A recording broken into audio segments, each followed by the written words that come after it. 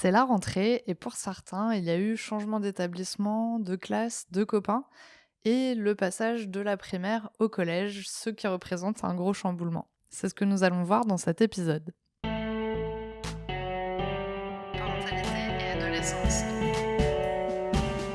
Parentalité et adolescence. Bonjour et bienvenue sur Parentalité et adolescence, le podcast qui vous donne des outils et des clés dont vous avez besoin grâce à des interviews d'experts sur divers sujets autour de l'adolescence. L'adolescence n'est pas obligée d'être synonyme de chaos, alors soyez joie, il y a des solutions. Avant de commencer, si vous n'êtes pas abonné à la chaîne YouTube, n'hésitez pas à le faire dès maintenant pour ne pas manquer les prochains épisodes. Je vous propose une interview de Charlotte Grenier, coach professionnelle et parentale, qui va nous éclairer sur ce sujet d'anxiété scolaire. C'est un thème qui m'a été demandé par une auditrice du podcast, donc j'espère que cet épisode vous plaira et vous aidera surtout. Bonjour Charlotte! Bonjour Sarah. Alors pour commencer, pourrais-tu te présenter s'il te plaît? Oui, alors je suis Charlotte Grenier, je suis coach certifiée et je suis spécialisée dans l'accompagnement des ados, des enfants et des parents. Donc je fais de l'accompagnement individuel, mais aussi en groupe sous forme d'ateliers et de conférences. Super, merci beaucoup. Alors c'est le début de l'année, la rentrée vient de se passer. Est-ce que tu pourrais nous expliquer ce qui se joue à ce moment-là pour les ados, s'il te plaît? Oui, alors ce qui se joue, c'est énormément de changements. Ok. Donc ils sortent d'un lieu connu, qui était peut-être par exemple, on va prendre l'école primaire pour l'arrivée au collège, et là c'est le chamboulement total. C'est plus le même lieu, c'est plus les mêmes copains, ils vont découvrir plusieurs professeurs.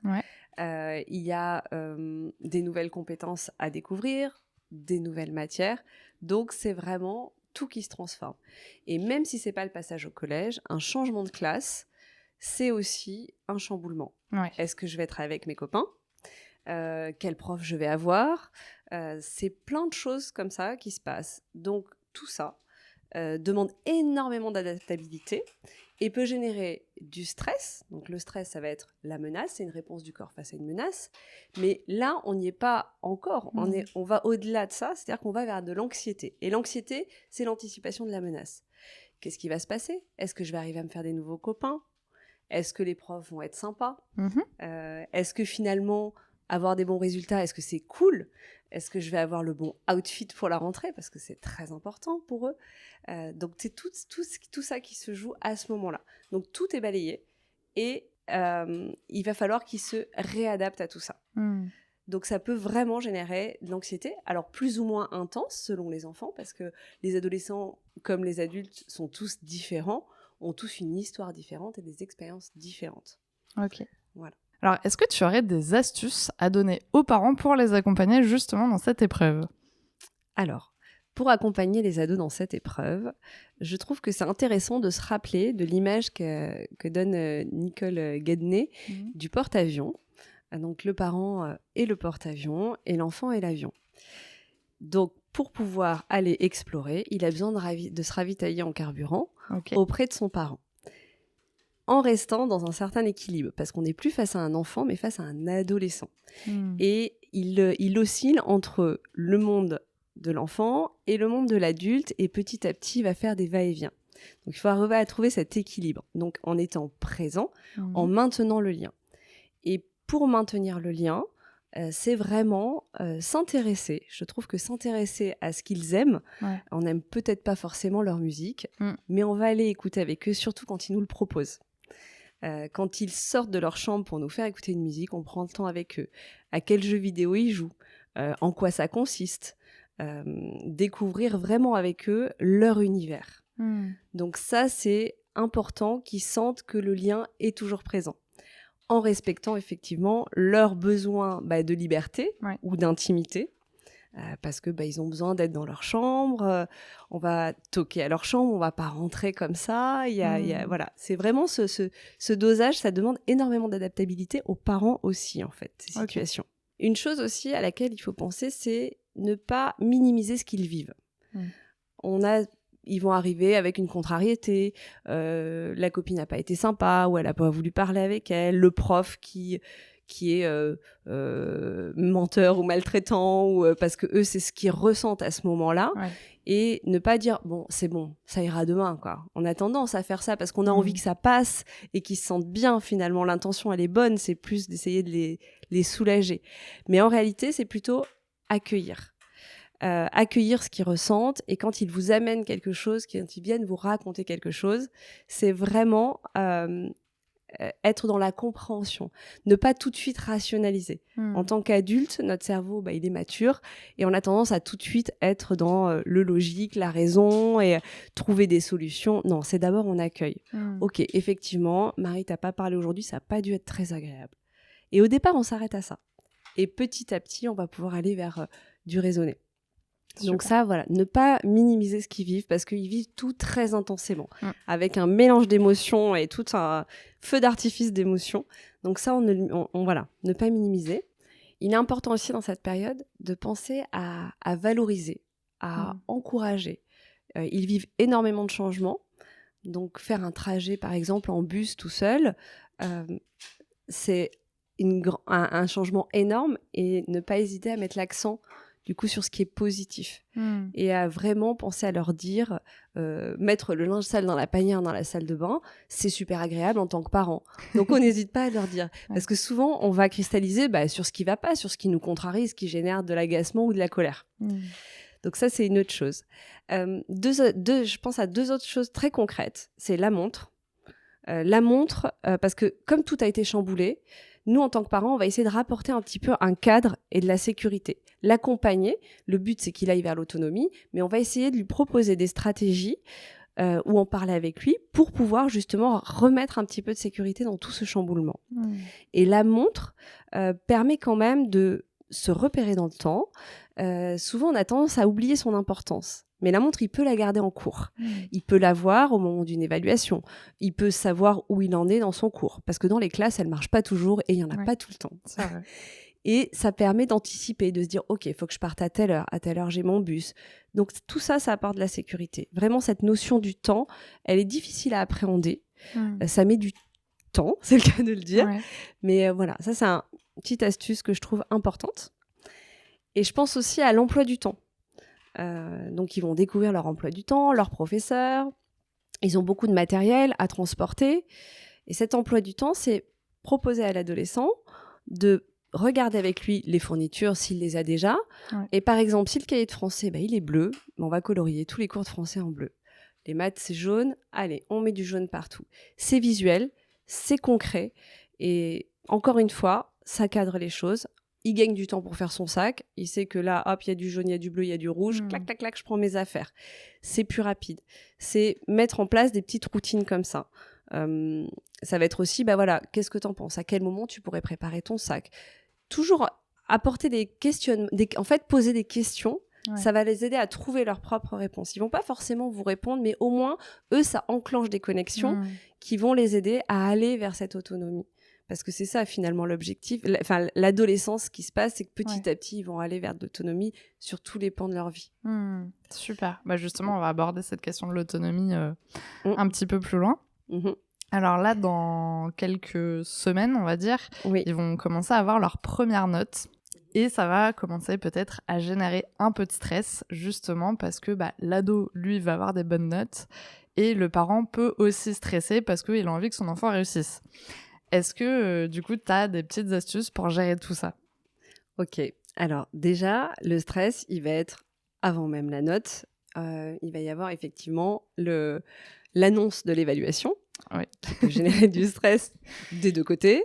Parce que, oui, il y a l'enfant qui a envie de bien faire, le parent qui a toute la bonne volonté parce qu'il a envie que son enfant réussisse, parce qu'il se projette dans les choix possibles pour plus tard. Et donc, ce stress peut être présent avant, pendant et après, et au moment où on reçoit la note. D'autant plus en 6e, parce qu'avant ça, ils n'avaient jamais eu de note. Et la note, ça... Ah oui, c'est vrai, tu as des appréciations. Ouais, alors après, ça dépend certainement des écoles, mais souvent, c'est des appréciations. Il y en a, c'est des systèmes de couleurs. Mais là, la note, elle fiche vraiment le résultat. Ça cristallise, voilà. Là, tu as eu 18, tu as eu 10, tu as eu 12. Donc ça, c'est nouveau. Et ça fait aussi écho à ce que nous, en tant que parents, ce qu'on peut avoir vécu pendant notre adolescence, comment on a vécu l'arrivée de ces premières notes. Est-ce que ça a été stressant? Est-ce que ça a été angoissant? Est-ce que nos parents étaient exigeants? Quel rapport on avait avec la performance à l'école? Que ça soit notre propre pression, la pression de nos parents. Donc je trouve que c'est bien aussi de d'abord se questionner sur soi, comment ça se passait moi quand j'étais ado, comment j'ai vécu mes premières notes, est-ce que je me suis effondrée, est-ce que j'avais peur de me faire gronder par mes parents. Et les ados peuvent avoir ces questionnements. J'ai eu 5 sur 20, je fais comment, qu'est-ce que je fais de cette note, est-ce que je le dis? On le voit sur Pronote, hein. Les parents peuvent le voir. Oui, c'est vrai que maintenant, il y a ça. On ne peut pas vraiment feinter la note. C'est plus compliqué. Parce qu'il y a le professeur qui peut demander qu'on signe la copie, mais il y a Pronote. Et puis en plus, limite, peut-être que le parent peut voir la note avant le jeune, s'il regarde... Enfin, je ne sais pas comment ils mettent les notes sur Pronote, mais est-ce que le prof le met une fois qu'il l'a annoncé à ses élèves, ou bien il peut le mettre en amont parce qu'il a fait les corrections. Et dans ce cas-là, le parent peut peut-être regarder et le voir avant que le jeune ait reçu sa note. Eh bien oui, parce que même s'il ne le met pas avant, admettons qu'il démarre son cours, le professeur d'anglais démarre son cours, il a rentré ses notes, donc c'est pendant la journée, il suffit que le parent se connecte, paf, il voit la note. Et donc là, il y a plusieurs réactions possibles selon les personnes. Finalement, c'est... il a eu un 5 sur 20, quoi. Comment je fais, quoi? Alors, soit ça peut créer un stress tel qu'il peut y avoir de l'agacement, de l'énervement, il n'a pas assez travaillé, il n'est pas sérieux, et qu'est-ce qu'il va faire? Tout de suite, on peut partir dans plein de questionnements.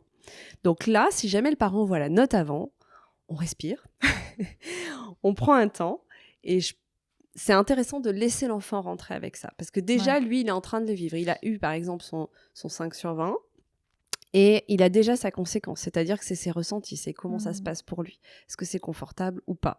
Il est fort possible que ça génère de l'inconfort, surtout si c'est les premières fois. De la même manière, quand il a une bonne note, on le laisse venir nous le dire, l'accueillir, parce que il sera certainement content d'arriver et de vous dire qu'il a eu une bonne note. Donc on n'anticipe pas, parce qu'effectivement, être pronote, oui, on peut voir avant l'enfant. Du coup, est-ce que la technique, ça serait pas de ne pas regarder Pronote dans la journée?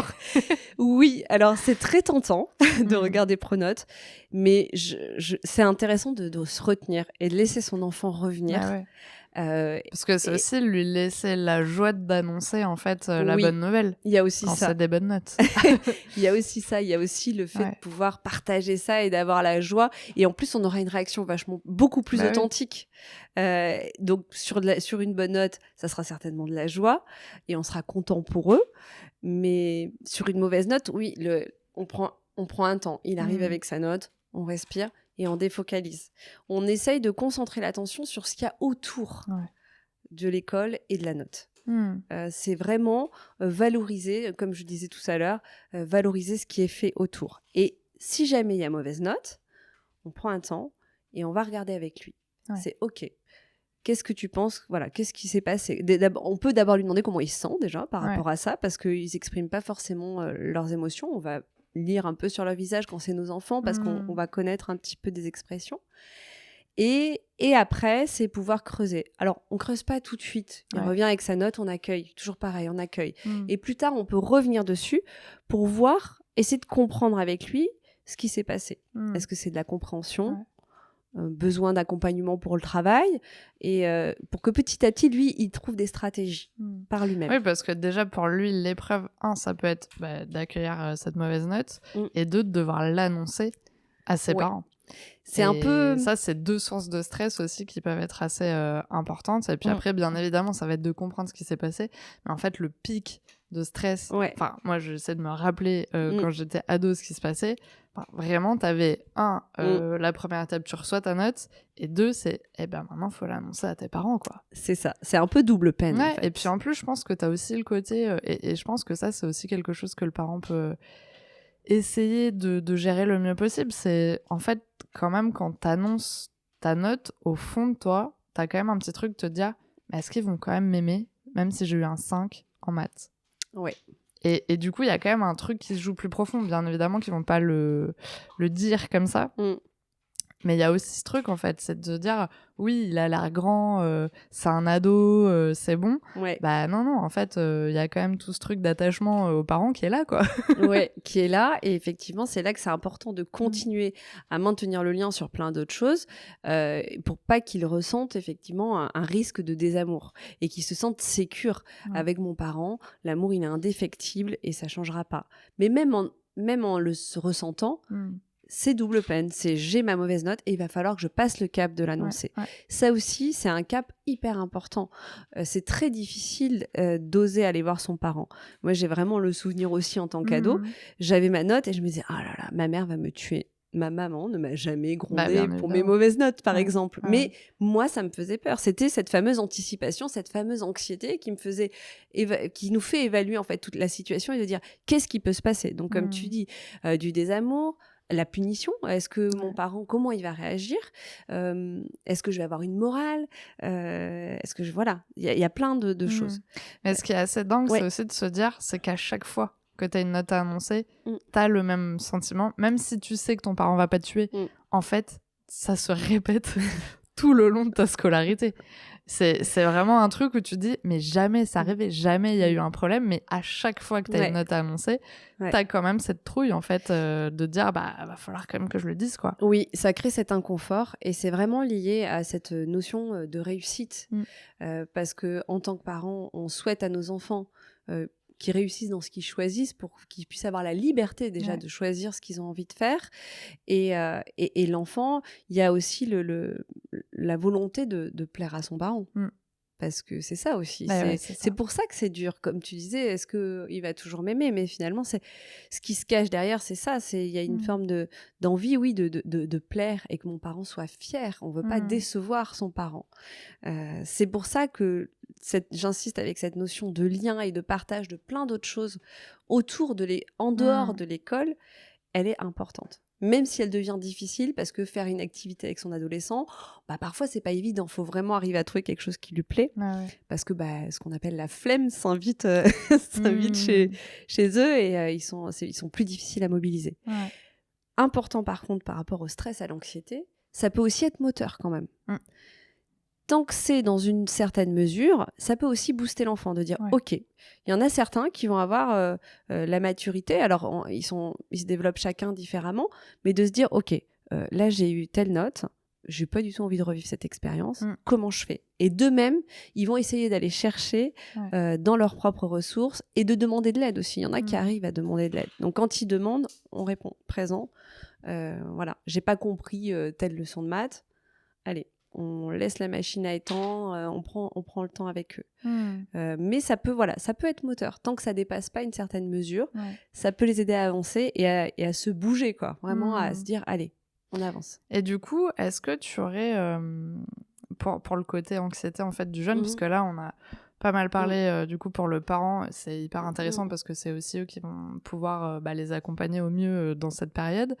Mais pour le jeune, en fait, le parent peut être hyper cool, enfin en tout cas gérer ses émotions de son côté du mieux possible, et du coup l'ado n'a pas de pression en tout cas venant de son parent, mais par contre il peut se mettre la pression en fait tout seul, et justement si par exemple on a un ado qui est ultra anxieux alors que nous on lui met zéro pression, est-ce que, comment en fait le parent peut l'aider à se détendre, quoi, et à se dire que finalement, alors on va dire on joue pas sa vie mais un peu quand même.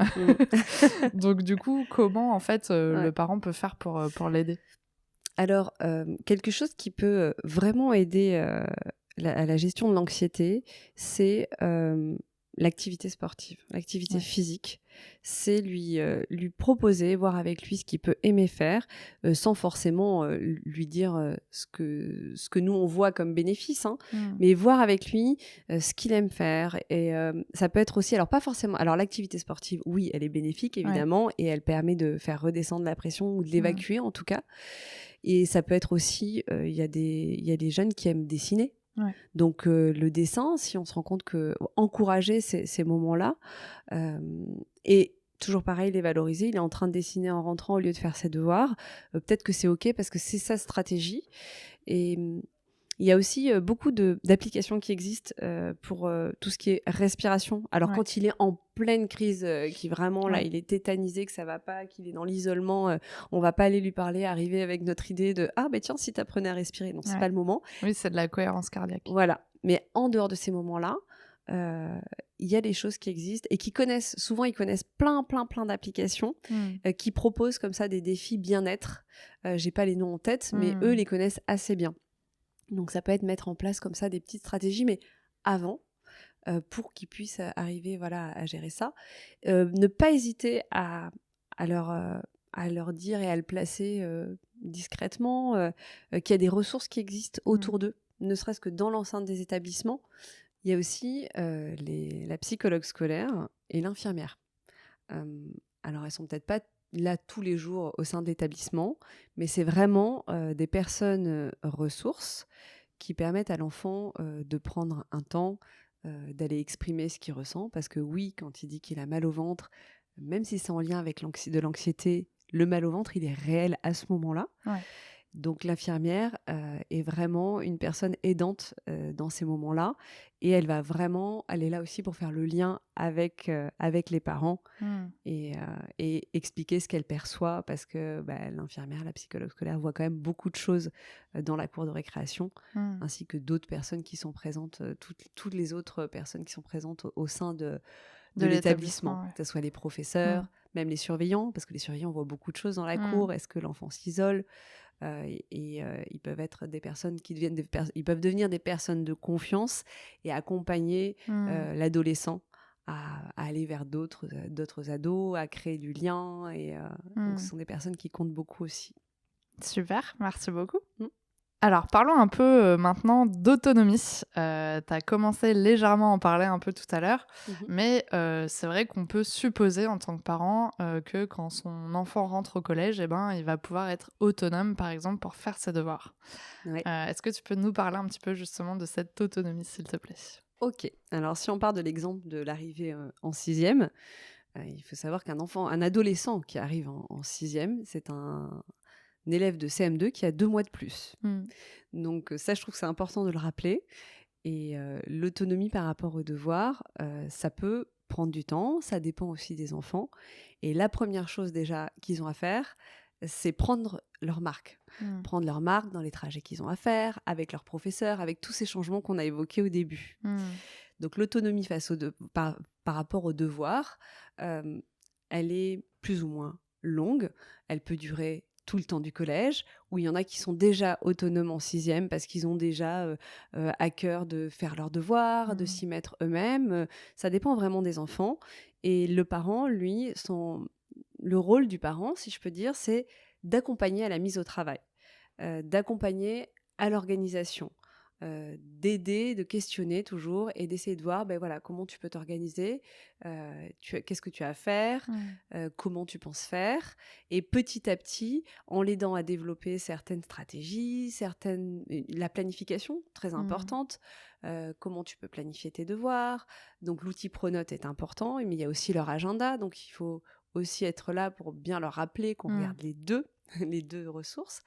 Donc l'autonomie face aux devoirs, ça peut, en 3e, il y en a qui peuvent encore avoir besoin qu'on leur dise « Ok, là maintenant, c'est maintenant, tu te mets au devoir ». Oui, puis en fait, c'est de se dire que finalement, le parent doit accompagner en fait l'enfant sur apprendre à s'organiser, apprendre à être autonome. Enfin, tout ça, en fait, on l'apprend pas à l'école. De se dire comment on fait. Et j'en parlais hier en plus avec une amie, vraiment, on s'est dit, mais en fait, on nous apprend pas à nous organiser. On nous apprend pas. Enfin, tu vois, tu rapidement en grandissant, tu peux faire des to-do list. Tu peux te dire oui, j'utilise Google Agenda. Enfin voilà. Mais en fait, ça veut pas dire que tu sais t'organiser. Enfin, vraiment, et puis chacun est différent aussi. Donc c'est de trouver comment on fonctionne et comment c'est le plus efficace pour nous. Si on est visuel, est-ce qu'on va se mettre une frise avec des couleurs devant notre bureau? Est-ce que finalement tout ce qui est digital c'est suffisant?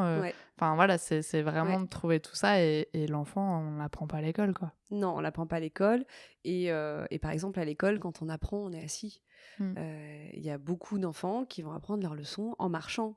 Il y en a qui vont être allongés sur le lit, les jambes en l'air. Ce qui compte, c'est qu'eux trouvent leur confort d'apprentissage. Il y en a qui ont besoin de dessiner. D'ailleurs, il y en a qui dessinent en cours. Alors, c'est pas toujours apprécié ni bien interprété, mais il y en a pour qui c'est nécessaire de passer par le mouvement, la kinesthésie. Effectivement, d'autres sont visuels, d'autres sont auditifs.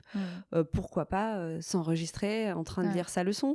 Donc ça, c'est en observant l'adolescent, on peut déjà avoir une idée et de lui-même, il va aussi peut-être trouver des stratégies.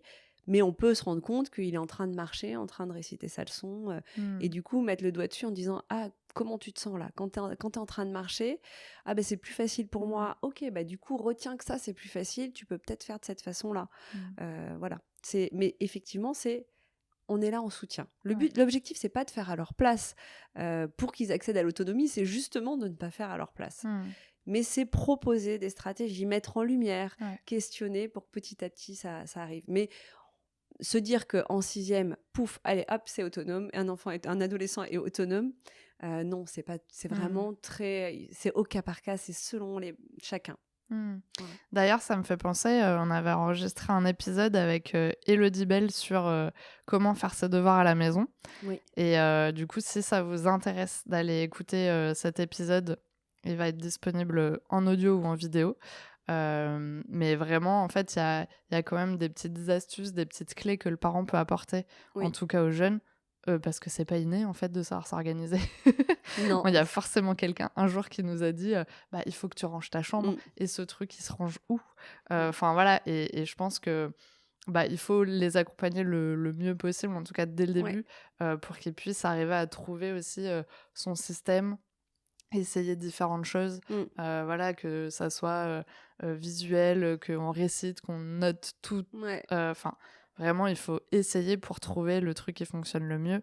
Et c'est franchement quelque chose dont ils vont vous remercier plus tard, parce que c'est pas quand tu arrives à la fac ou dans les écoles supérieures où tu te dis en fait j'ai réussi tant bien que mal à gérer toute ma scolarité, mais en fait maintenant j'ai vraiment besoin de savoir m'organiser et apprendre. Et en fait ils savent plus, quoi. Et puis vous êtes peut-être plus forcément là pour leur tenir la main, donc c'est plus compliqué, quoi. Tout à fait. Élodie Bell, elle l'explique très bien, notamment dans l'épisode là que tu avais enregistré. Elle explique très bien ce qui se passe au niveau du cerveau de l'enfant et les stratégies qu'on peut mettre en place avec eux.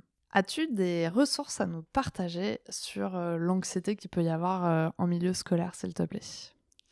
Alors, les ressources, elles peuvent avoir plein de formes différentes. Donc, ça peut être des lieux ressources, des associations comme la Maison des ados. Je pense aussi sur la région bordelaise à Ricochet. Ce sont des assos, trouver des assos qui peuvent organiser des groupes de parole, qui accueillent autant les adolescents que les parents, parce que chacun a des besoins dans cette période-là, d'être entendu, de partager, et ce sont vraiment des personnes compétentes pour donner là aussi des astuces concrètes et des explications sur ce qui se passe. Ça peut aussi être je pense au film Vice Versa 2, qui là pour le coup est dans le contexte de l'adolescence, donc anxiété fait son apparition, et ça donne vraiment je trouve une idée de ce qui peut se passer dans le cerveau de l'ado et dans son corps. Et c'est humoristique, c'est léger, c'est sympa à voir, et vraiment voilà, parce qu'il y a, je crois qu'il y a honte qui arrive, il y a envie, il y a ennui, donc tout le monde est là. Et du coup je trouve que ça donne vraiment une vision de toutes les stratégies que met en place anxiété pour envisager les pires scénarios. Donc ça c'est intéressant. Il y a aussi, je pense aussi aux éco-parentaux que tu organises avec Florence Bramy. Donc là aussi c'est vraiment une ressource pour les parents pour comprendre ce qui se passe avec différentes thématiques. Un autre type de ressources, c'est j'aime bien parler de personnes ressources. Je pense à la CPE ou au CPE, le CPE qui peut avoir une plus ou moins bonne relation avec les adolescents, ça dépend de chacun, mais qui voit beaucoup de choses de la même façon que les surveillants, psychologues scolaires dont je parlais tout à l'heure. Donc ça, c'est vraiment des personnes ressources. Les professeurs aussi, pas hésiter en tant que parents à les solliciter. Ils voient beaucoup, beaucoup de choses que nous, en tant que parents, on ne voit pas, on n'est pas dans l'enceinte de l'établissement. Donc eux, les signes avant-coureurs d'isolement ou autres, ils peuvent les percevoir. Et je pense aussi à un livre de Isabelle Filiosa, On ne se comprend plus. C'est Appréhender et tempérer les troubles de l'adolescence. Et là, elle traite énormément de choses sur le thème de l'adolescence. C'est très court. Il y a des illustrations. Ça peut être l'anorexie, l'anxiété, justement, l'image de l'adolescence, son rapport aux autres, l'acné. Il y a plein de sujets qui sont abordés et avec des clés très simples et concrètes. Ouais, je pense aussi à ce livre-là. Merci beaucoup pour toutes ces ressources. Et pour finir, as-tu un message à transmettre aux parents qui nous écoutent aujourd'hui ? Ok. La première chose que j'ai envie de transmettre, c'est que nos adolescents ont plein de choses à nous faire découvrir. Ils connaissent plein de choses que nous ne connaissons absolument pas. Écoutons-les, observons-les, découvrons les choses qu'ils acceptent de nous partager, tout en respectant leur intimité. Ils ont plein de talents. Observons-les pour les aider à les mettre en lumière. Et autre chose, ne lâchez pas l'autre bout de la corde. Ils vont tirer, ils vont le tordre, ils vont faire des nœuds. Mais soyez là, toujours dans l'équilibre et en maintenant cette relation autant que c'est possible. Et dès qu'ils vous autorisent à rentrer un petit peu dans leur bulle, profitez-en pour découvrir plein de choses avec eux. Merci beaucoup pour ce beau message. Et une dernière chose, comment on fait pour te contacter et est-ce que tu es présente sur les réseaux ? Alors, pour me contacter, oui, sur Google, Charlotte Grenier, coach, vous me trouvez. Il y a tous mes coordonnées. J'ai également un site internet et les réseaux sociaux. Oui, je suis présente sur Instagram, sur Facebook et sur LinkedIn. Ok. Voilà. Donc, dans tous les cas, je mettrai tous les liens en description de l'épisode, donc ça sera très facile de te retrouver. D'accord. Merci beaucoup d'avoir accepté mon invitation sur le podcast. Je suis ravie de t'avoir reçu. Merci à toi, Sarah. C'était un plaisir de partager ce moment avec toi. Merci d'avoir regardé la vidéo jusqu'au bout. J'espère qu'elle vous a plu. N'hésitez pas à la partager autour de vous et on se retrouve la semaine prochaine pour un nouvel épisode. À bientôt.